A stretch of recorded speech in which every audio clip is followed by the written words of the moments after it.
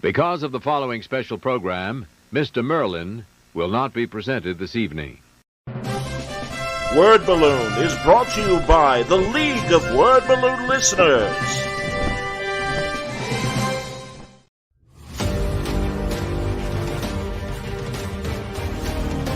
Hi, I'm Alex Ross. The two pieces are sort of a type.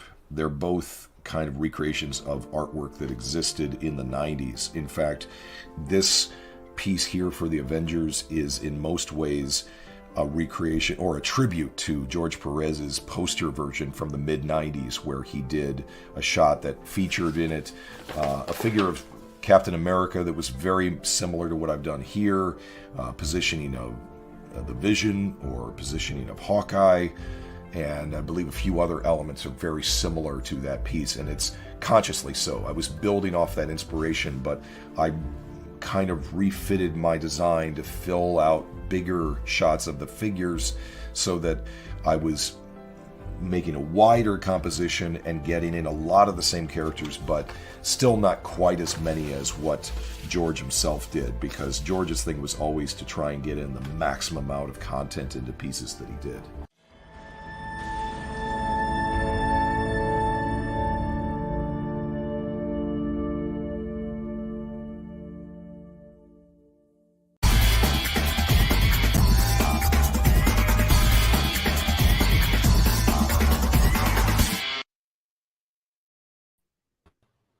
Welcome back, everybody.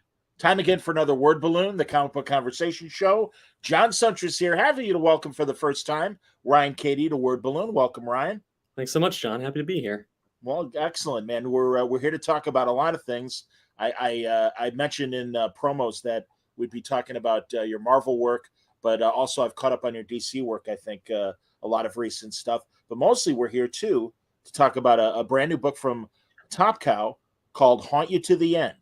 The final cutoff on ordering this book is on Monday, and give us the 10-cent pitch. What's the deal with Haunt You to the End? Sure, it's a ghost story set during the climate apocalypse. It's when the world is collapsing day after tomorrow style, some ghost hunters want to go to the most haunted island on Earth and prove that the afterlife is real. A very light reading for this time of year. Exactly. No, that's good. Well, it's time for some beach kind of reading and stuff, and I think this is up your alley. I'm looking at your artist. Is that Andrea Moody? Yeah. That's excellent, man. How did Top Cow put you guys together? How did this happen? Yeah, we actually we connected. We did Infinite Dark together at Top Cow in 2017, I think. And we had just been talking. Top Cow had kind of connected us, but it didn't quite. Nothing had really landed, and we just kind of sort of put this book together, and then it went really well, and we loved it.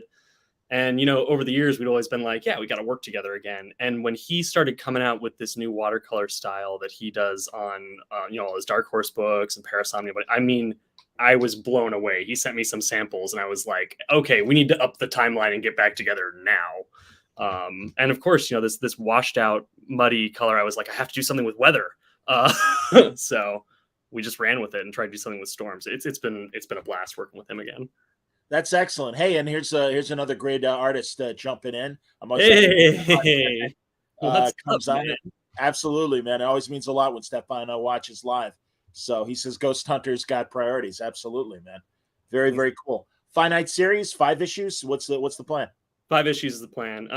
As always, I'm not going to pretend I couldn't do more, but I really want. I have a very set ending in mind. This is like a story that I really want to tell, and I don't want to do that much more directly with. I guess it would be, if I wanted to do more, it'd be a spinoff. So did Top Cow come to you and say, do you have something else, or how did this end up landing there? I mean, everyone at Top Cow is so good to me. I came up as an intern and assistant editor there, and there's been obviously turnover in different people or whatever, but the company as a whole and everybody who works there, we've always had a really great relationship, and I've always wanted to come back and do creator owned. I kind of always want to do there. I feel like I have a home. I love working with them. I love the process. I love the mix of sort of image independence, but also having that support structure and with these people that I know and trust and who get my work and I get their process.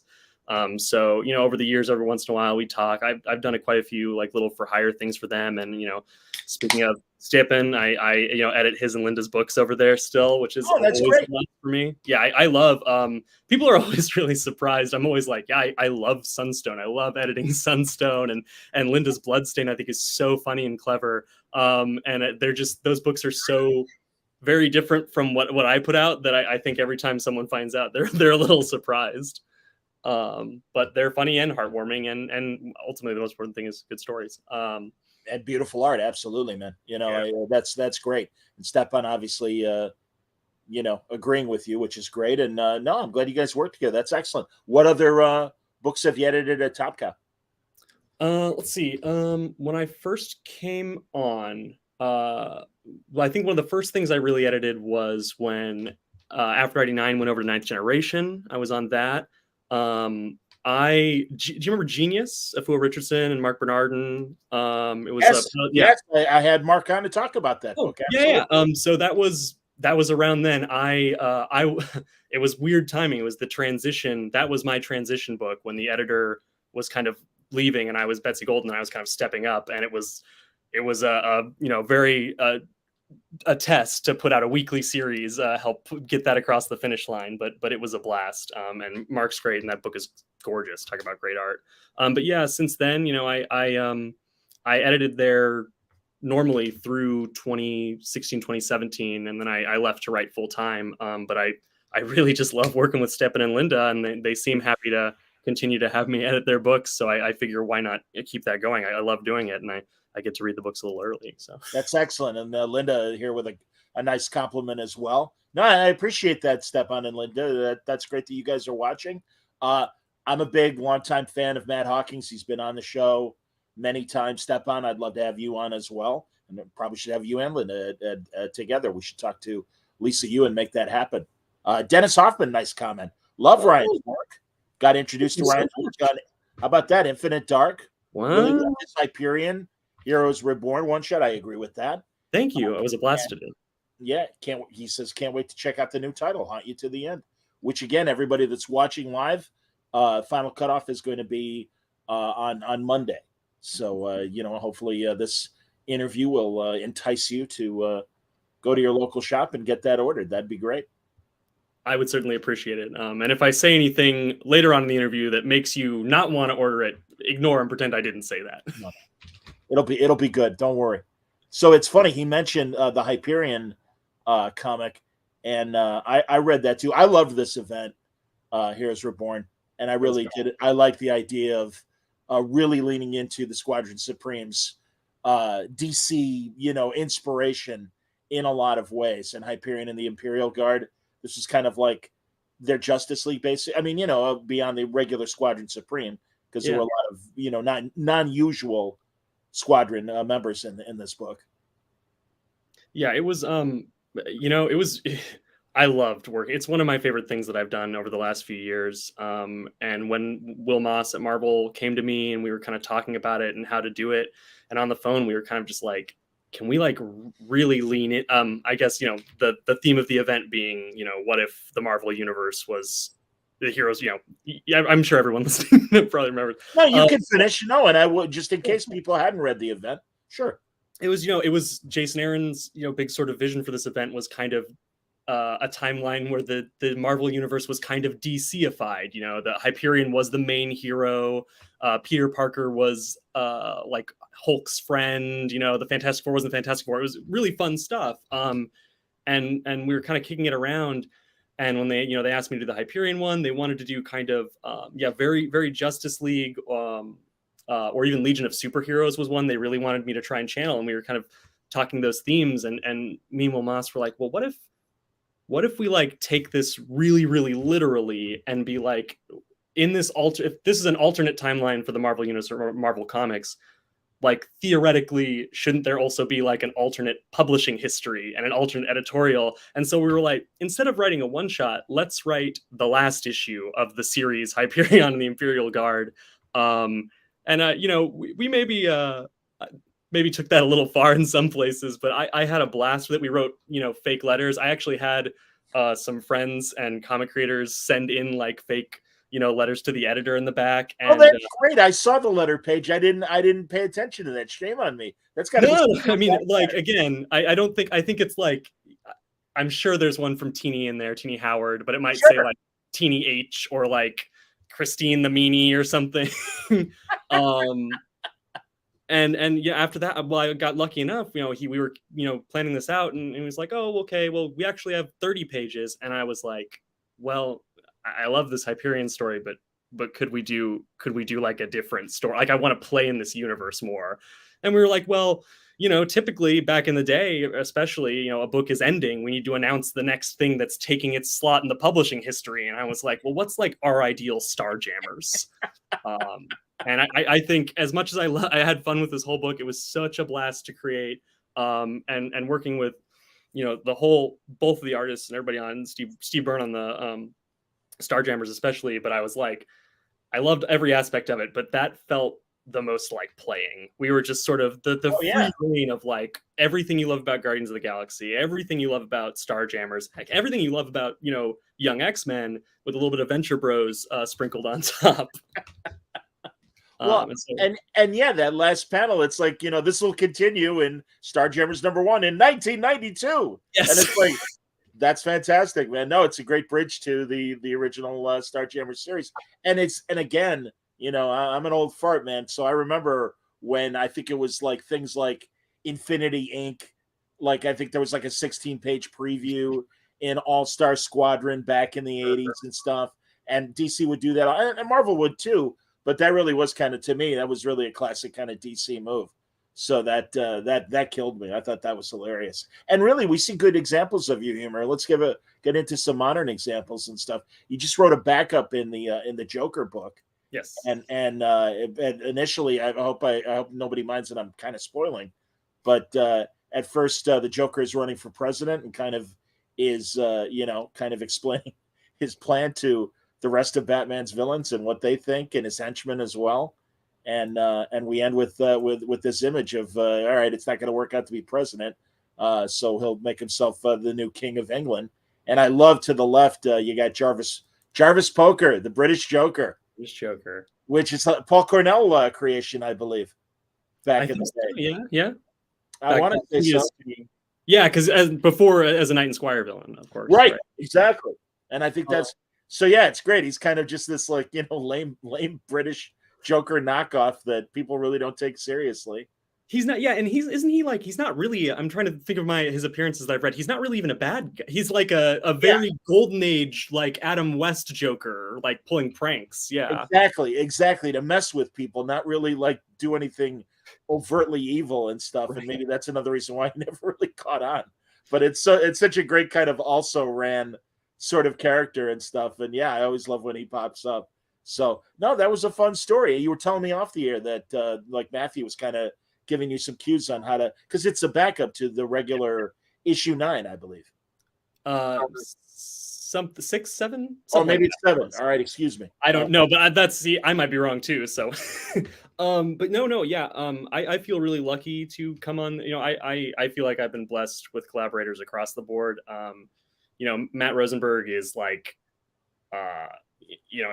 a great friend and a really good supporter to lots of people in this industry. I'm sure the list of people who have nice things to say about him is endless, but him and the editor at the time, Dave Wheelgoss, they brought me on to help out with these backups, and they were really supportive. I mean, they just really kind of set up off ramps for success. They were like, hey, like they kind of explained the idea of the Fever Dream backups, things that they kind of wanted to see, this sort of type of humor, and the general, Matt was like, it'd be real, I want the Joker to run for president, and then he was like, and then, and he was like, I think, I have this thing about the stand-ins getting assassinated and all this stuff. And I sort of like sent the pitch into him and Dave, and they were like, yeah, just go for it. This is exactly what we want to see.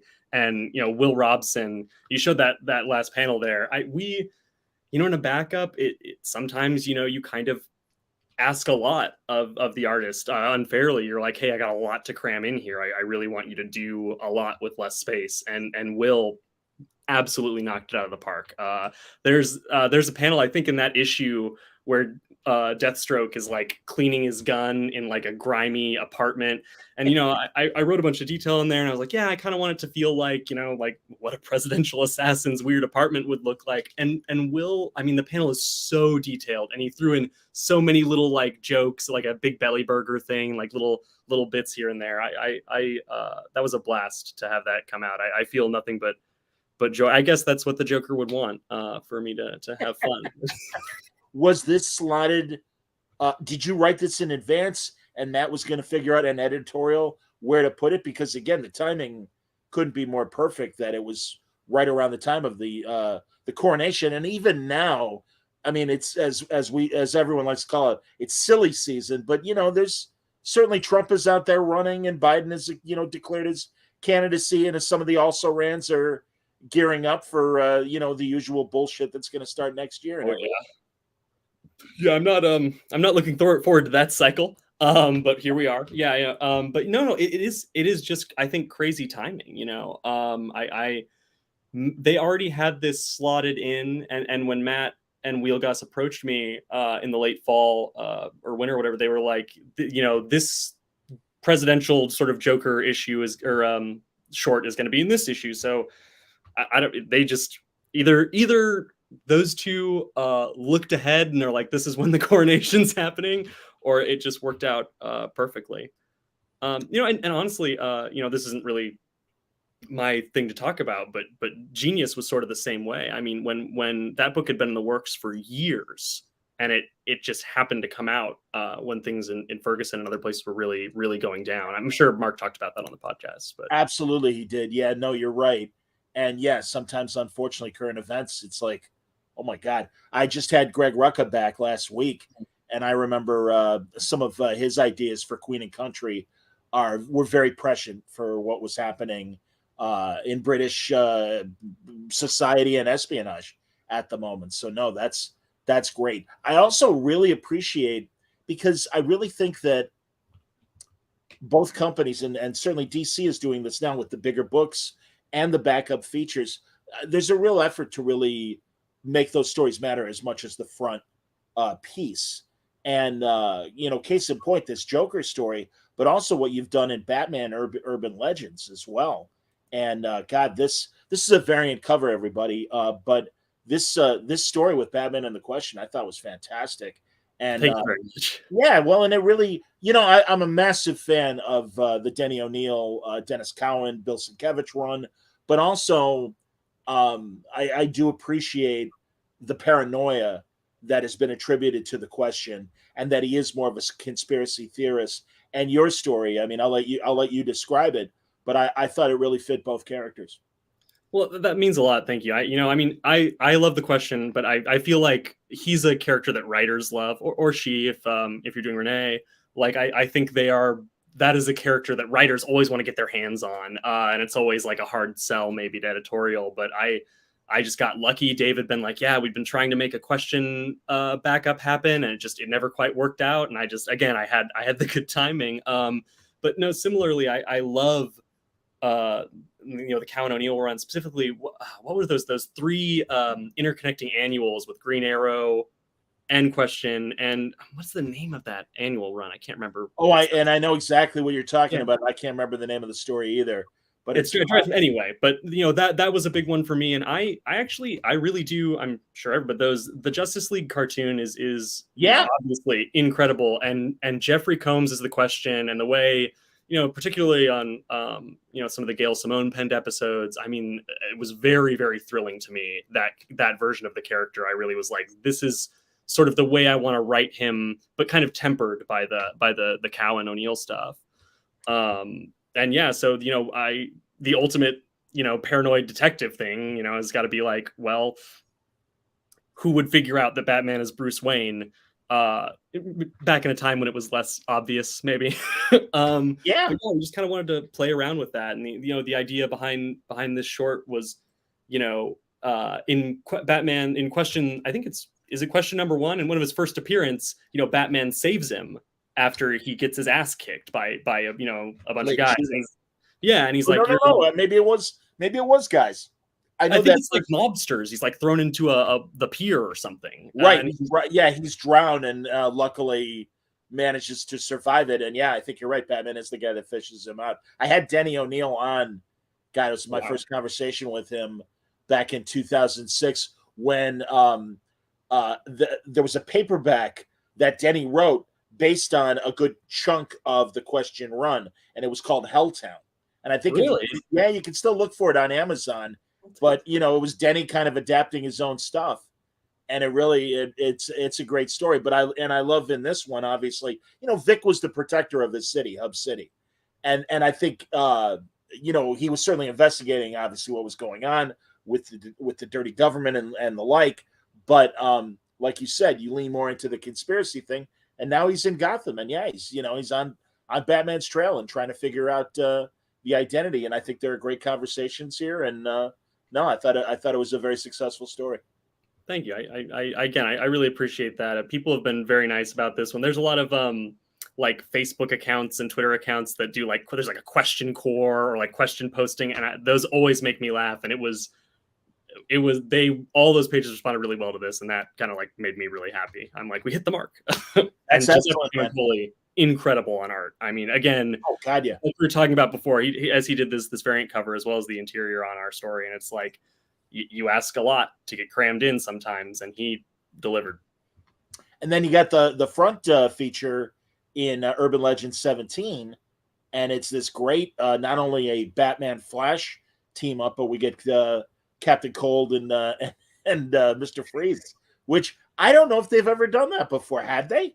That's what I was looking up. I found like I would see panels when I was like looking into it and trying to do research where they had like interacted in an event or something. But I'm like, it's crazy that there's never been a team up, especially in the Barry Allen years, when Barry Allen is always sort of this like, second greatest detective kind of, in places. And sort of when he interacts with Bruce, I'm like, it's crazy that these two guys as ice villains have never gone up against each other. And I really love Captain Cold. I think Leonard Snart is like he's up there as far as DC villains go.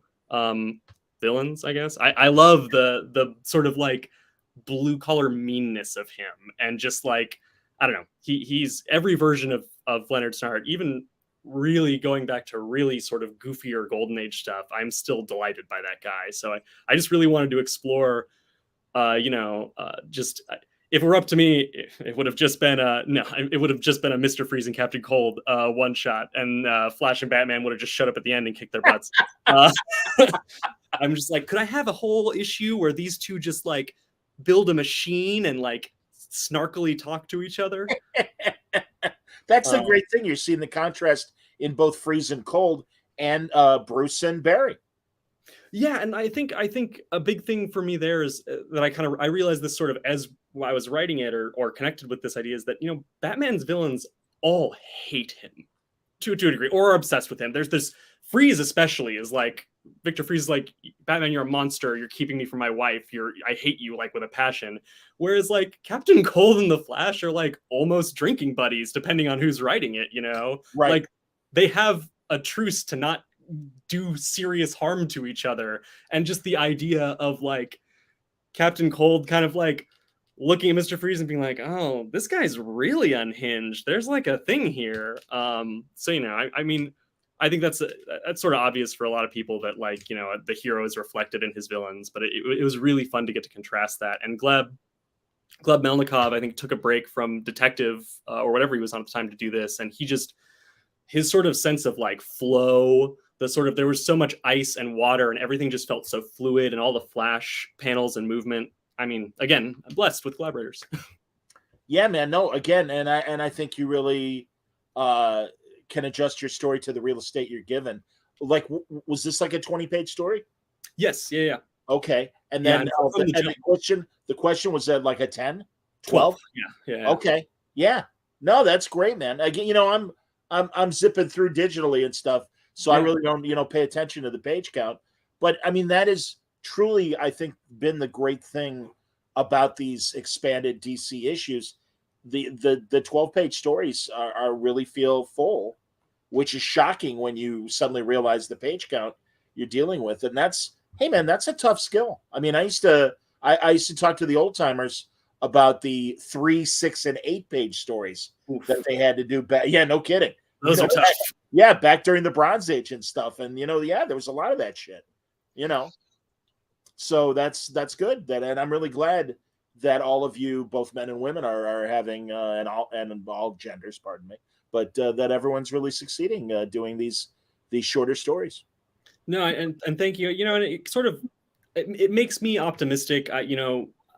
I think anthologies are weirdly a hard sell in the American market. I'm not 100% sure why, but I feel like it's maybe always been the case, and it always kind of bums me out because as much as I kind of understand from maybe a reader perspective, you're like, well, this doesn't feel like it matters, or oh, I don't want to, et cetera, et cetera. It's like this is where not just new writers, but experienced writers are getting to maybe explore things they've never gotten to explore, play with characters that you never get to give them. I don't know.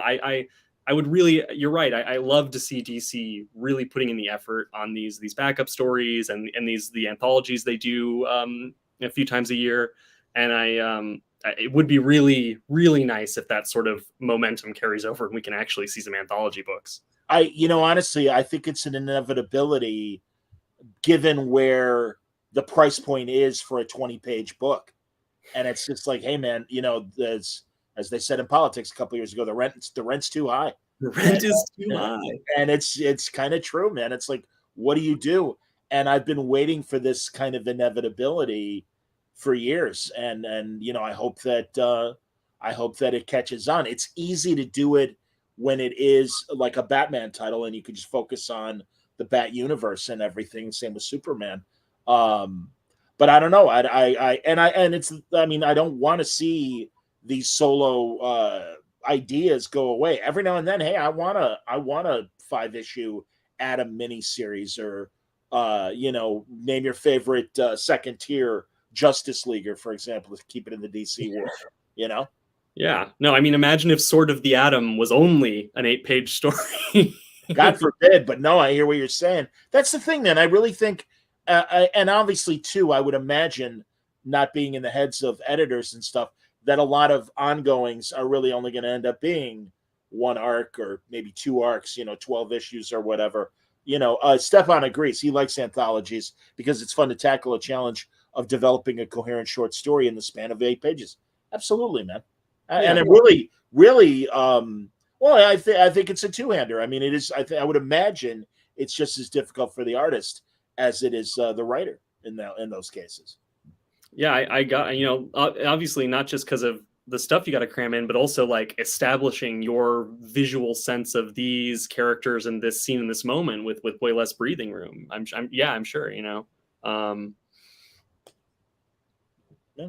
Wow, no. Totally brain farted there. I am sorry. Oh, not at all, man. All good. I don't want to step on you. That's all. No, you're good. Another great miniseries you had last year was Winter Guard. Oh, and, man, that was terrific. And obviously it really, I would imagine, did this come out when the Black Widow movie came out? It was planned to. The Black Widow movie got bumped a year, sure. Remember? Yeah, and so we kind of got shuffled around. But that was sort of the intent, kind of to explore them and, both to sort of put more of a spotlight on the characters like Yelena and obviously Red Guardian, but also kind of to really like flesh out what Jason Aaron was doing with Avengers. I feel like really uniquely lucky, I guess, at that period of time. We already talked about Heroes Reborn, and then this book is kind of, Winter Guard is jumping right off of everything that Jason was setting up in his Avengers arc. And around then also, I got to work with him on a Sturgill Simpson, the country musician. We did like a tie-in graphic novel. I guess he and Jason are friends. So Jason sort of like plotted out this crazy Mad Max post-apocalyptic country music anime thing that ties into their Netflix. And I got to, script off a lot of his stuff. And so I feel like I kind of really, in such a short amount of time, I got to absorb as much like brilliant Jason Aaron knowledge as I could. So I tried to channel as much of that into Winter Guard as I could and play off of what he was going with at Avengers. But team books, similar to what we're talking about, team books are a challenge. You're like, how do I explore these 8 people in 4 issues, and also they're villains and make their villains compelling as well. Absolutely. And I'm sure a lot of people, especially even older fans, are like, oh, like looking at the Winter Guard and being like, oh, Dark Star, the Captain Marvel ripoff, or like, they're looking at all these things, and I really wanted to be like, well, they don't see themselves that way, obviously. They have their own passions and cultural identities and stuff, and it was fun to really try and play off of that, and luckily we put it out before, talk about prescience, before current events with the war and all that. We squeaked by there a couple of years. Yeah, that's a very good point. Absolutely, man. And that's a shame, because these are great characters. What and I forget, there we see the replacement to Red Guardian in the center. And what's his name again? He's Vanguard. He's Vanguard. He's actually I have 3 mutants on that team, which is funny. We didn't really do any X stuff, but Vanguard and Darkstar are twins, or at least siblings. So they both have the X gene. And then obviously Ursa Major is a mutant as well. Of course. Yeah. But I'm always happy to see what Marvel is doing with Dracula, and it was great to see Dracula in the story, because man, it is so ridiculous, because anybody can use Dracula in any iteration, public domain, do it to your heart's content. But there's something about the Marvel Dracula that when he shows up, it's like, no, man, this guy is like a serious threat on that Doctor Doom, Thanos sort of level of, hey, don't fuck with Dracula, because he is all powerful. And I love that idea. And also just the modern, I love the Gene Colan, Wolfman classic, Tomb of Dracula and stuff. Yeah. But I just love that also, because he's immortal. Dracula kind of changes his look every now and then. Yeah, switch it up. I like that too. Man, thank you. When I asked them really early on, I asked my editor, Sarah Brunstone, I'm like, can I do a little bit of Dracula? And they said the same thing. They're like, oh yeah, Dracula can show up as much. You can have like a whole thing. And I'm like, well, what if I will derail the 3rd issue and it is just a Dracula experience? Because same way, I'm like, when he shows up in a Marvel book, I'm like, yes, why is Tomb of Dracula not ongoing? Why is Dracula not showing up in like event books all the talk about Doctor Doom? I would love to read the culture war between the Vampire Kingdom and Latveria, Yeah, and no kidding. And it would really make sense almost from like a Transylvania, Latveria sort of, Eastern Europe kind of what the hell's going on and everything. That would be great. And there's going to be some sword rattling, right? Sure. Well, and I remember too when Paul Cornell had the Captain Britain MI-13 book, and all of a sudden Dracula's there, and he's got a base on the moon. And it's like, of course he does, because there's no, he can avoid sunlight better on the moon. On the dark side of the moon, Dracula's got a little secret empire going on and stuff. And it's like, yes. So no, that's great, man. Oh, Steph, I wanted to know who's the Bat Venom character. Here, I'll bring back. Oh, thank you for bringing up Chernobog, the Lord of Darkness. I love Chernobog. I think he first shows up in a Greg Pak Hulk run, I think. I don't remember. But he's the Stepan, I think you have a very different Chernobog in your one of your the Vampire and the Wood Queen, sorry, one of your books. But in this, he's I think he shows up in one of the Thor books as well. But it's just he's a ravening monster. And I was doing all my research for the book, and I found that in some event from like 5 or 10 years ago, Chernobog is some guy who shows up in the background, and they're listing all the characters who have the Dark Force, which is a surprisingly large amount in the Marvel universe, but it's what Darkstar's mutant powers to connect to it. And I was like, well, they both have the same power, kinda, or they get their powers from the same place, and they're on the same team. And I kind of wanted a little bit. I kind of tried to write them as like a team romance between Darkstar and the Slavic god of darkness and evil. And I want to do this thing. I wish I had one more issue. If I had 5 instead of 4, I would have been so fun to explore that. But we just did a little bit where it was like his his body's human host was rescued by Darkstar, 5 or 10 years ago before he even got his powers. And so now, even though he's a monster and he hates everybody and all he wants to kill, he's like, I admire you. You saved me. I can't help it. It's in my blood. But we love a monster romance over here. So tell me more about these, because you were telling me off the air that you were doing. Was it Z2 books and everything? Yeah. I've done a few. I'm right back there. The Sturgill Simpson book with Jason Aaron. That was one. A Sound and Fury is what it's called. And then I did sort of a bio comic of Sublime. It was like an anthology with a bunch of really talented artists. Cool. And then quite a few actually with Poppy, the sort of dark pop goth metal artist. She got famous on YouTube for sort of like Android stuff, and now she does sort of like very weird, intense pop metal, I guess you'd call it. She's very stylistic. It's cool. So I really like collaborating with her as much as I think a lot of, gigs like that for any creator can kind of seem like perfunctory, or you're like, this is my sort of like I am helping someone else like achieve their creative vision or whatever. And with her, these graphic novels that we've done, it never felt like that. It's been nice to bring another creative into comics and kind of help them play with it through the filter.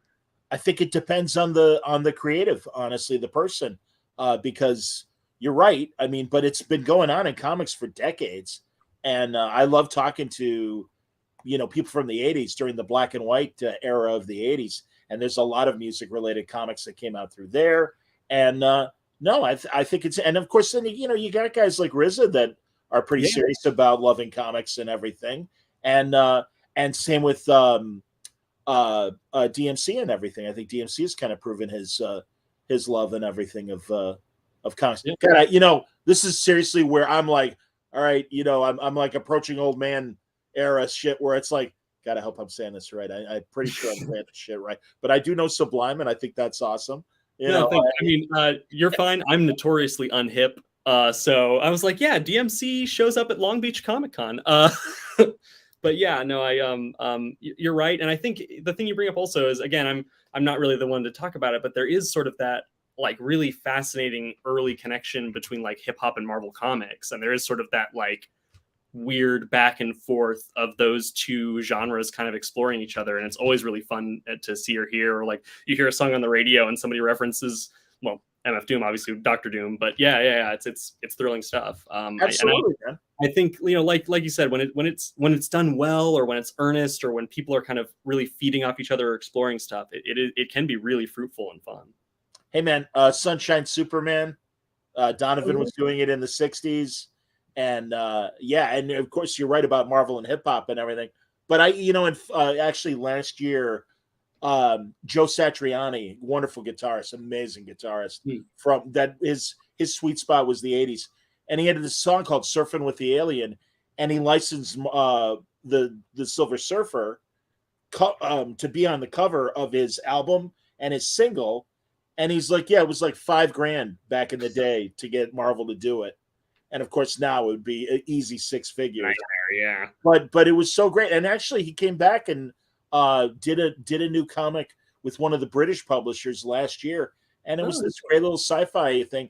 And Satriani is just a massive sci-fi fan, and he's just incredible virtuoso guitarist. I mean, he's amazing. Most of his music is instrumental. Gotcha. But yeah, so that's funny. Stepan wants to know, didn't they do an Eminem Punisher comic? Did they? I think you might be right. I think that might have happened. I'm trying to think of while you were talking, I was trying to think of all the Marvel ones. I know there's like a Black Eyed Peas one. Run the Jewels, of course, I think you're right, Stepan. I think there is a Punisher Eminem. I have not read it. No shade to Marshall Mathers or the Punisher himself. And also all those cover tributes. Those are kind of thrilling. I really like those a lot. Yeah. I liked them too, and I kind of got angry when some were complaining. It's like, hey man, I don't know how to break it to you, but hip hop is mainstream music, and of course its roots are tied to the cultures they come from. But it's like, you could say that about jazz. I mean, you can say that about so much music that it's like, well, but it's popular music, man. It's okay. And also, there were people of color at Marvel working on the stuff. So it's like, but also just like Marshall, it's like, wait a minute, white people like this stuff too, man. Relax. I love just like Marshall is us talking about him like we know him is very funny. Yeah, I love that a lot. Well, we're gonna get a call from his representation being like, who are you people? He's Eminem, assholes. I wish I pissed off at Mark Miller for putting Eminem in Wanted when no one asked Marshall. So we've started a whole tirade, a beef between Eminem and the entire comic industry, and it's our fault. Too funny, man. So this is great. So again, the final cutoff for the new book, Hunt You to the End. It's on Monday. What else do you want to tell us about the book before we wrap up? Well, really quick, I will say, Stephen is going to be giving us a variant cover, and as well, Linda will be as well. So I'm going to get not for issue 1, but for later issues, the B covers are from both of them. So I've collected all my favorite artists, and I'm very thrilled about that. Yeah, I mean, about the book in general, for me, I'm terrified of death. I don't know about you. It weighs over my head every day. And I was like, well, if I was an infinitely wealthy guy, I would probably be one of those weirdos trying to be like, I must prove that life after death exists. I will fund this. And so I really kind of wanted to explore that. And the idea behind the book, really, aside from that, is that I kind of wanted to do something that felt like near future. When Andrea and I did Infinite Dark, we literally went to the end of the universe, and I was like, well, what's like way closer? And when he and I were talking back and forth on design and trying to be like, well, what do we think the world's really going to look like 50-ish, 100-ish years from now? Like, what is it actually going to be like? Like, let's not go too far. Like, how can we make this feel lived in a world where, most of the book is just people on an island in a haunted house. It could take place in any century. There's no tech necessary, but how do we sort of dip that in and explore it? And again, Muti, again, he's a pro. I mean, aside from this like gorgeous washed out watercolor where everything's sort of spooky and ominous and muddy, he's, again, at the same, you turn around and be like, here's like a little computer thing, and it looks the perfect amount of like used and worn out, and there's a light on it. I mean, I could talk all day about the stuff that Andrea is doing, and what his art looks like. And we were just getting letters in, from Frank. Well, on the next issue, Frank Vekovic, he's great. I would love to work with that guy on anything.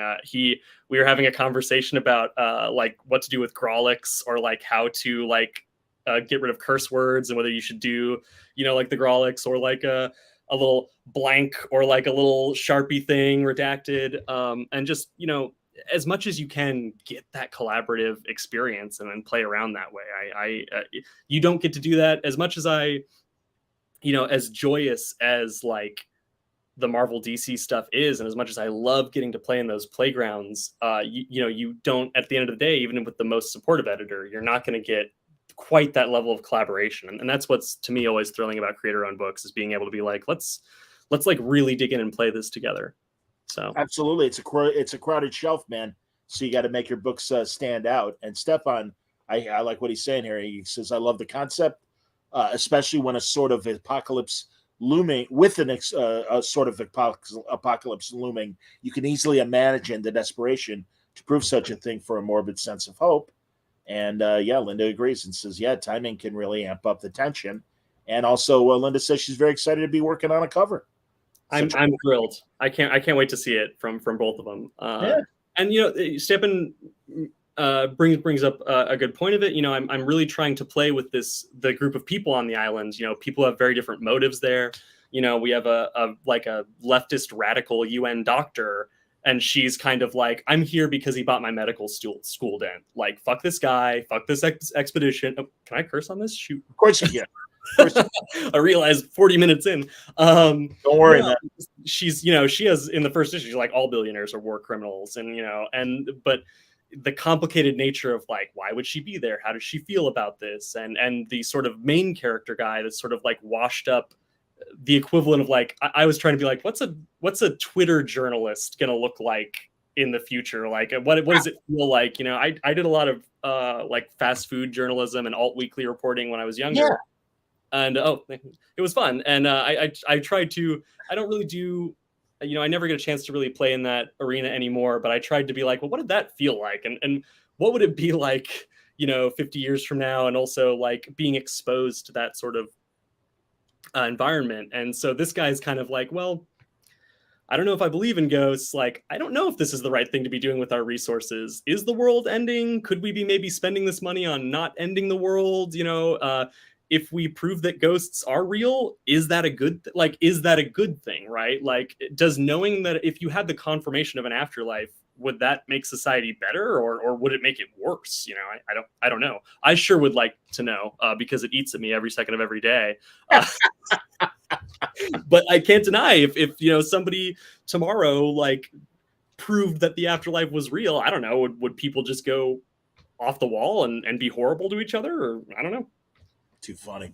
We'll see. Very, very funny. Yeah, we will see. And again, this starts in June, mid-June, I believe, right? About a month away. Yes. Yeah. 14th. June 14th, everybody. And again, final order closing is Monday. So make sure you jump on this, haul you to the end. I got to be honest, I've been waiting for a lot of the big comic book related movies. I've been waiting for them to stream. So I have not seen Shazam, have not seen Ant-Man, haven't seen Guardians yet. Have you seen any of the three? I've seen all of them. I got AMC A-list this year, so I am just like, if it comes out, I'm seeing it.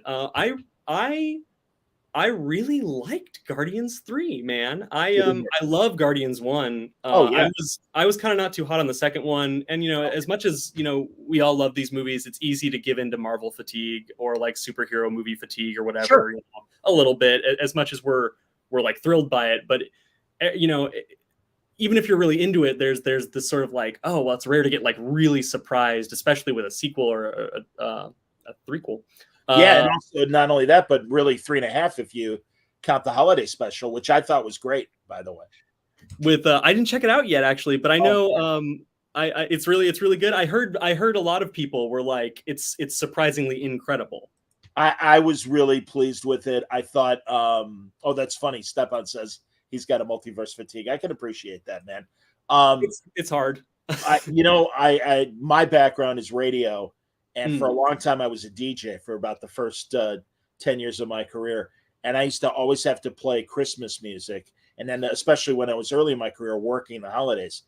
And man, it was like Ebenezer Scrooge being left at school and without the little sister going, hey, I came to take you home. And it was just so depressing. And I really have grown to hate most Christmas music. That said, the band, the Old 97s, which I totally had a tie to because in the 90s I worked at a rock station that very much was in the orbit of Old 97s. Their Christmas song, I don't know what Christmas is, but Christmas Time Is Here, is hilarious. It's well done in the special. It's fine on its own. And yeah, even just look up that, and especially look up the one that has the footage from the special. It's a great scene. And yeah, that's why I'm optimistic that James Gunn is going to be fine in the DC universe. I do think he's going to knock it out of the park. I have faith in him, you know, as a director, as a creator. And I also, there is like a sense of, you know, obviously there's only so much you can know from someone's, you know, interviews or what they say or how they phrase things. But there is something to when I read his take on DC stuff, I'm like, I think this guy can really make it work. I'm optimistic about the future of those movies. And, you know, I mean, I'm a big Star Wars fan, so as much as I'm like, well, I can complain all day about getting sick of franchises and this and that or whatever, but you know, I still friggin' watch every new episode of everything the moment it comes out. You know, as much as it's just like griping, it's really at the end of the day, it's out of excitement and love, right? 100%. Have you pitched obviously to Marvel for Star Wars stuff? I got to a while ago, I got to pitch a little bit on some of the IDW stuff. And then there was an unfortunate Star Wars stuff, which is great.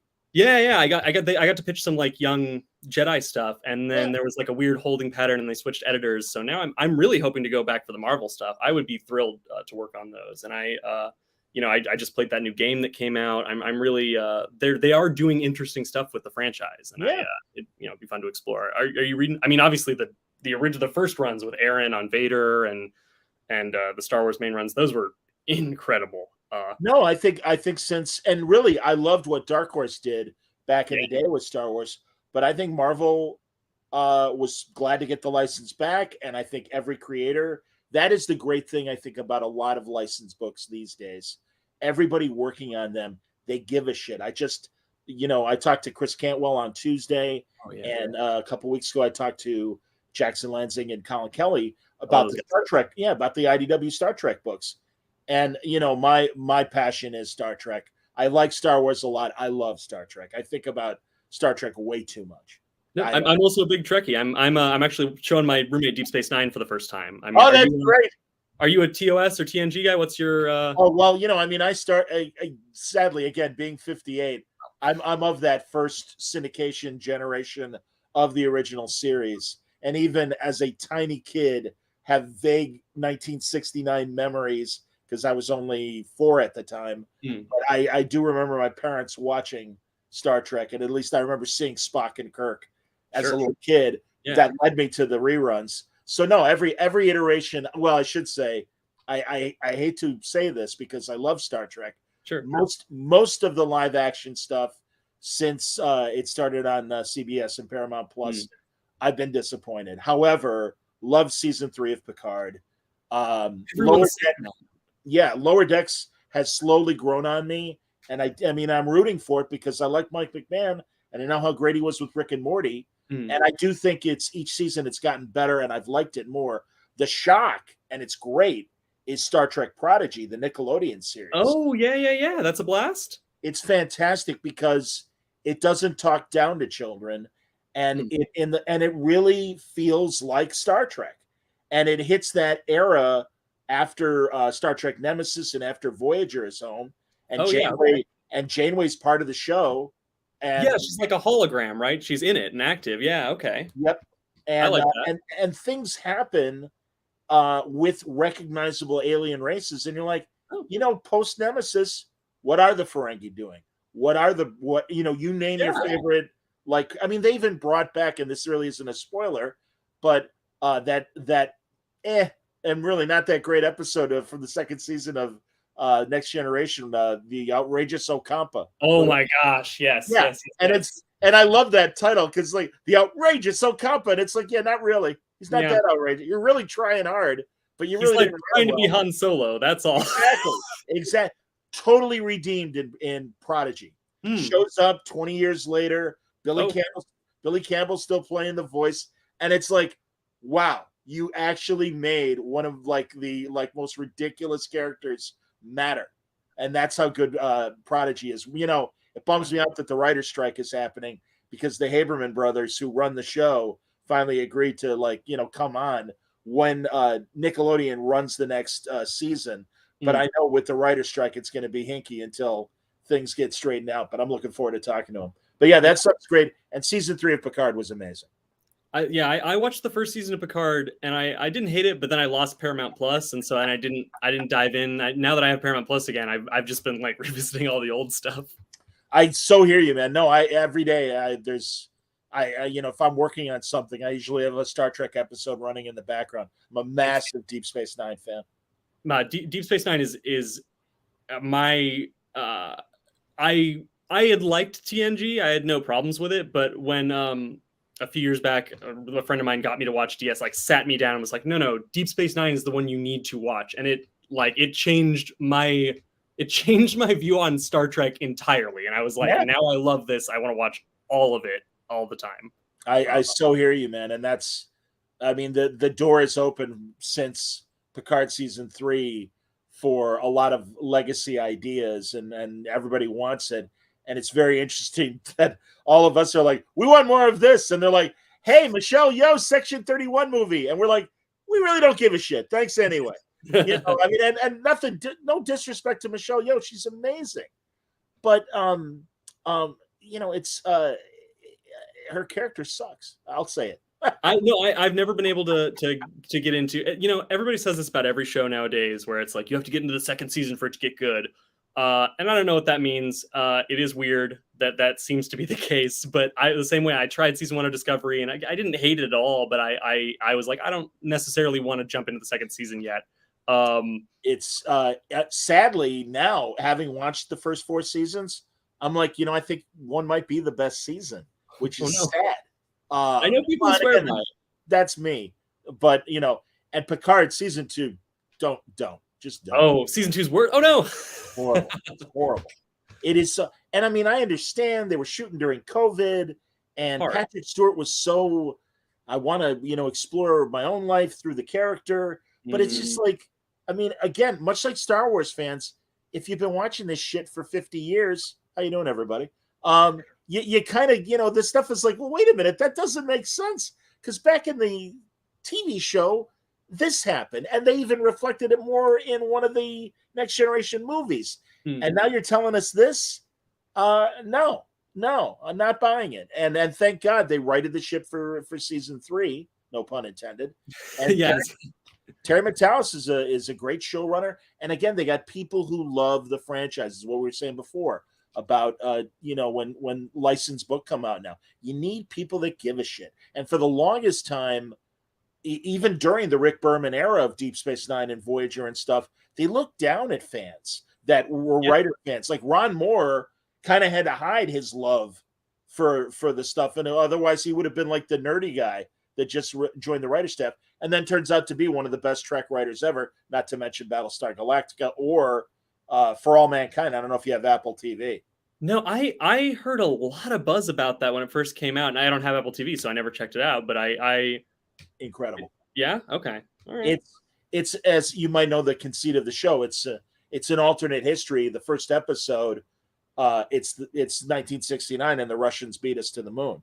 Okay, I knew it was an alternate history. It's Russians beat us to the moon. Okay, that is cool. I like that. And yeah, every domino that falls because of that instance changes history. And it's both the micro and the macro changes are incredibly fascinating. And each season is its own decade. I mean, other than that first episode, first season is the 70s, second season was the 80s, third season was the 90s. And, so now we're only about, 20 years behind the show or ahead of the show. And it's really cool. I had no idea that it was like due through the decades. That's awesome. Yeah. And it's it really is astronaut heavy. And again, I was an Apollo kid, so again, I was like 4 when the moon landing happened and stuff. So it's like, no, a good chunk of the back end of Apollo and stuff was totally part of my growing up. So no, I'm a sucker for any good astronaut show or movie. You're like For All Mankind. You feel it when you hear those words. Yeah, I get you. And I agree with a lot of Trek fans that are like, you could really extrapolate this, and this could really be the beginnings of what became Starfleet and the Federation, the different ideas that Moore is putting in there. And it's still, a couple hundred years before we get to, even Enterprise, let alone Kirk and everything. So no, sadly I'm a big Star Trek fan. So there you go. There are much worse things to be in this world. That's true. That's true. Well, Ryan, honestly, I appreciate the talk, man. It's this again on Monday, everybody. It's Haunt You to the End. From Top Cow. Shame on that. I do have one more thing to add, actually, for the flippers and speculators in the crowd. Our cover B is by the iconic artist Sozomaika, and it has not been revealed yet, but I have it, and I think it's really cool, and I think everyone should go to their local retailer and pick up at least, let me think about how much money I need next year, at least 20 copies per person, just in case. All right, everybody, you get your marching orders. Cover B to Haunt You to the End from Top Cow and Ryan Cady and Andrea Moody. So that's great, man. And truly, I appreciate the Sedgics for chiming in as well on the conversation, and everybody else that's watching. But really, Ryan, congratulations, continued success. It's really nice to meet you and get to know you a bit tonight. No, thank you very much. Honestly, it's been a blast. I love doing this kind of thing, and it's been really fun just chatting. I mean, we could just talk about Star Trek if we want to do this again for like another hour. You're speaking my language, man. Absolutely. No, thanks a lot. Thank you, everybody, for watching. Tomorrow, during the day, to accommodate his busy schedule, Howard Chaykin joining me for a nice conversation about Hey Kids comics. Howard's up to volume 3, and it's two issues in, and it's another great look. It's the Romana Clef of the comic industry, and Howard knows where all the bodies are buried. He's going to see all the berries that are bodied. He will keep the names changed to protect the not so innocent. But it's a fun story, and I look forward to our conversation tomorrow. So that's happening.